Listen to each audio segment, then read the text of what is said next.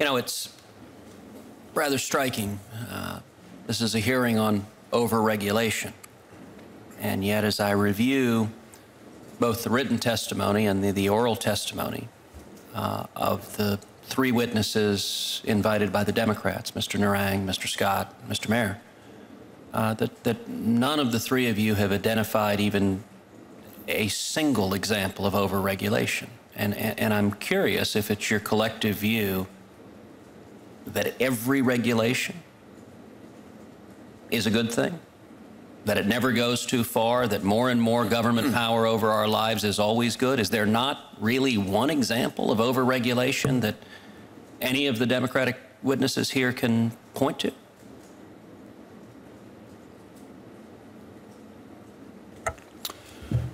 Senator, I'm sure there is.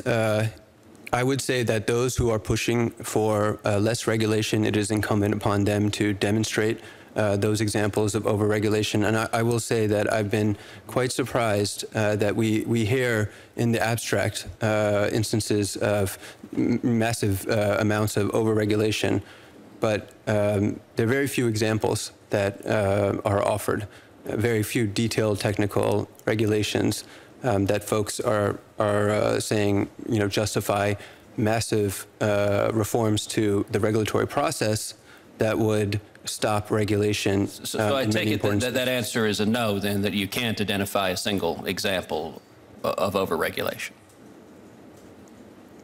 Well, I believe I can. I would have to get back to you on that. But as you sit here today, you can't. And in preparing your testimony, you did not. Is that correct? Again, I think it's incumbent on those who believe that overregulation is the current most pressing problem in our regulatory system to demonstrate those examples. Right. So thank you. That is a no. You know, Mr. Mayor, you know, I found it very interesting when you took over at Sierra Club. You were quoted in a High Country News interview as saying that it was your goal to change things and to be a change agent, to make sure that, quote, when laws and regulations are fashioned, they're not advantaging one group over another, which was a very interesting statement. And I'm curious which regulations in particular you were referring to that were benefiting one group over another. Well, right now, the most pressing regulations benefiting one group over another is the insistence by the carbon industry to, as I say, to maintain the status quo at the expense of, say, opportunities with regards to development and advancement of clean power. And so I think that, you know, we have a huge opportunity here when we talk about regulation and our transition from dirty power to clean power to advance new alternatives. We should not have to have African Americans going to Africa to green and put in a smart grid and green grid in Africa. We should be financing those incentives here in, say, Detroit, right, or here in New York. So the opportunity of where and how regulations are employed, you know, are very, very critical and clear.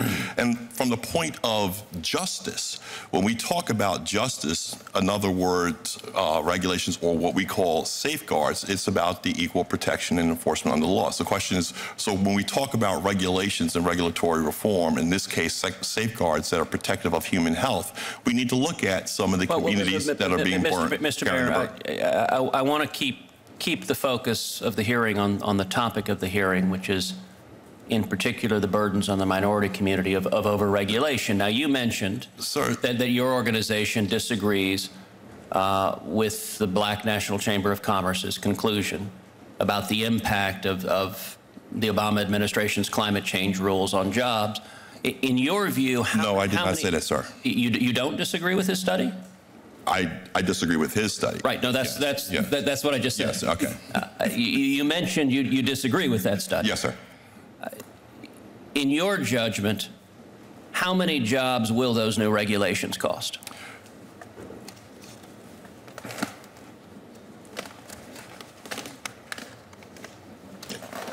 Well, the answer is that it won't cost. The opportunity, it will create jobs. And I think that one of the things that we need to look at is the data that are supplied by an independent study that was done by the EPA using Department of Labor data.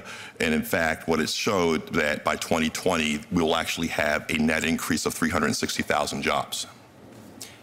And how much will it drive up the electricity bill of the average consumer to put these massive new regulations on the generation of electric power? Actually, sir, it will not drive up the cost of the average consumer. In fact, the Clean Power Plan would reduce cost. Yeah, I'm curious, is it your position that over the last 6.5 years, the average consumer's electric bill has gone up or down?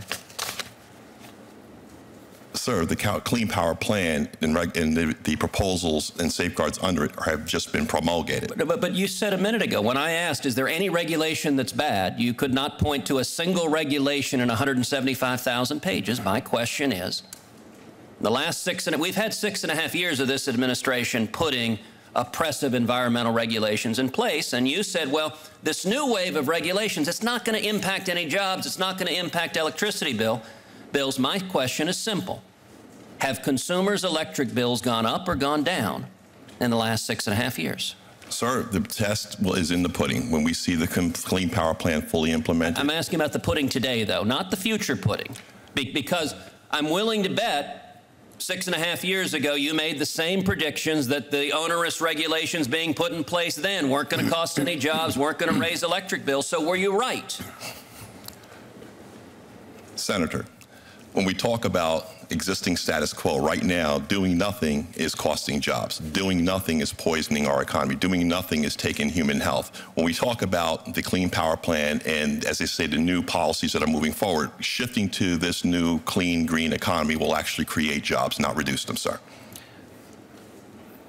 I think the record will reflect and the facts will reflect that the average consumer's electric bills have gone up dramatically, despite promises that that would not happen. Under the existing old regime, sir. You're right. Under the existing Obama EPA. No, not this, sir. Under the existing carbon regime, sir. The existing Obama EPA has driven up electric bills dramatically and has cost already vast numbers of jobs. A final question. Mr. Sandifer. You talked quite powerfully about occupational licensing in a host of areas. I want to ask you the same question I asked Ms. Loving. Who gets hurt by these laws, and who do they benefit? Why are they put in place? Well, laws like these, laws like these typically go in place because entrenched industry, which has influence with the regulatory agencies, is able to flex its muscle and excuse what it's doing as, oh, well, we're protecting the public. Force an interior decorator to get a 2-year college degree before they're allowed to decorate houses, and that's good for the public. Well, I guess it would be a better thing if interior decorators had a college degree than if they didn't. And those interior decorators who do have a college degree and so they get licenses, they will report, oh, we're perfectly fine with the regulations. We have no problem with the regulations. And then you'll have witnesses up here saying existing businesses have no problem with the regulations, right? It's the entrepreneurs who wanted to get jobs in that industry, who are blocked from doing so, who have to go get a job somewhere else or get no job at all. Those are the unseen costs of the regulation, and that factors into the increased cost to the consumer, which raises prices, as you mentioned. And of course, therefore, that's what Ms. Loving said, that it harms consumers because they have less choice and they pay more. But I'm much more focused on the rights of entrepreneurs, the wealth, the people who create the wealth that you people all redistribute. They're the people whose rights I'm concerned with, and they're very often blocked from the opportunity that this country is supposed to promise by laws that require a third of them to get government permission before they can do their job for things as simple as floristry. Louisiana has a law that says you have to have a license to be a florist. That's obviously absurd. It's so absurd, no other state has a law like that. It doesn't protect the consumer. It protects entrenched industries against legitimate competition from entrepreneurs. And Mr. Sandifer, are there successful American businesses that began with humble beginnings long ago that would be illegal today or impossible based on this current wall of regulations? Oh, of course. 100 years ago, an immigrant or a black entrepreneur could paint the word taxi on the side of his car. And there you go, right? And as long as he's insured, as long as he doesn't run somebody over, and if he does, he's going to get punished for that by the existing regulations, and those are safety regulations everybody at this panel would agree with. But under today's laws in most states and metropolitan areas, they have to get permission from their own competition before they can start up a taxi business. We've all read the headlines about Uber, but it's not just Uber. That's an example of this. My client, Maurice Underwood, wants to start a moving business. How harmless can you get a moving business? He should be allowed to paint the word mover on the side of his truck and go into business. Instead, he has to get approved to hire a lawyer, go to a hearing and prove to government bureaucrats that his business would foster sound economic conditions, which nobody knows what that means. So these businesses stifle entrepreneurship. And to hear people, these witnesses say, oh, well, everything's fine, the industry's fine, we don't see any job loss. It reminds me of the story of the man who jumped off the 100-story building and as he passes the 50th floor says, well, so far so good, right?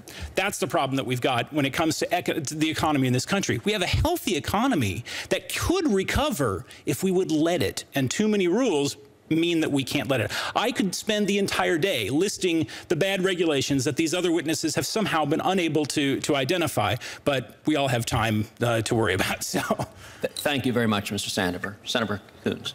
Thank you, Chairman.